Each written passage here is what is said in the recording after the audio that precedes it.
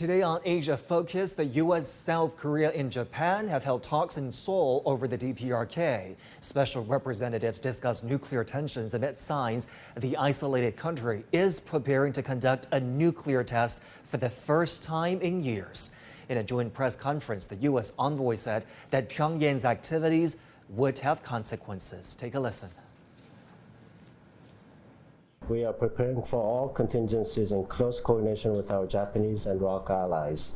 Furthermore, we are prepared to make both short and longer-term adjustments to our military posture as appropriate in responding to any DPRK provocation. Jack, what were the key takeaways from these talks?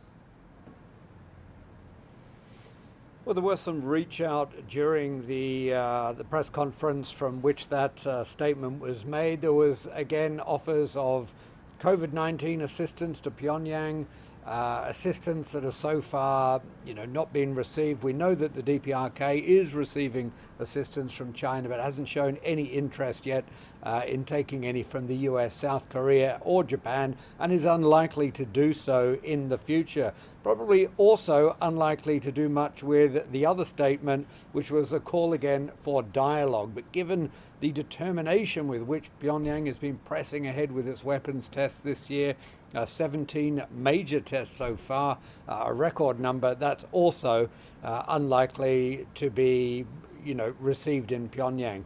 Probably the biggest takeouts was the statement we just heard there from the US representative saying that the US posture here in the short and the long term would likely be adjusted. And from that we can take it to mean beefed up, if there is a nuclear bomb test or more missile test, but also importantly today, the fact that this was the first tripartite meeting between the US, Japan and South Korea under the new presidency of Yoon Suk-yeol, and we've seen terrible relations between Japan and South Korea in the past, but today we really saw an attempt to mend fences. And for Japan and South Korea, perhaps not to totally fix their relationship, but at least separate legacy diplomacy, thorny issues left over from the Second World War and colonization on one track, and have the economy, economic cooperation and security cooperation on a different track. And perhaps that wasn't in the big statement, but here I think that is seen as a very significant step today. Jack, the determination on the part of Pyongyang really is hard to miss. And the U.S. envoy sort of implied that if the DPRK continued with more actions, with continued actions, including, of course, a nuclear test, those actions would be met with deterrences. What type of deterrences are we talking about here? What might they look like?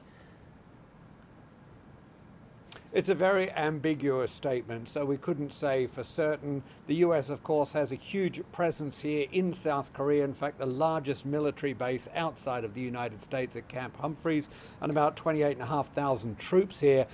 What we haven't seen for the past few years because of the pandemic and because relations were improving between Washington and Pyongyang back in sort of 2018 were large-scale military exercises. And at last month's summit between Joe Biden and South Korea's new president Yoon, they did discuss restarting those large-scale war games, some of which deal with the potential of a nuclear attack. And Pyongyang really doesn't like those war games. That would be one aspect.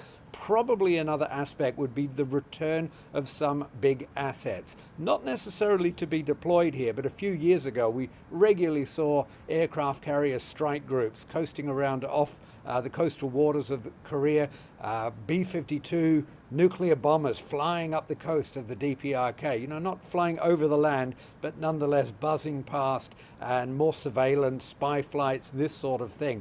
Also worth noting that South Korea is dramatically boosting its own military capabilities in response to all of this at the moment, and so too is Japan. So what we're going to see is no doubt a deployment of more US assets, but if there are more tests, and it seems very likely at this point there will be, including a potential nuclear bomb test, the 7th test that would be for the DPRK, we're going to see a much more muscular military response from South Korea and Japan, as well as the one the US was just talking about.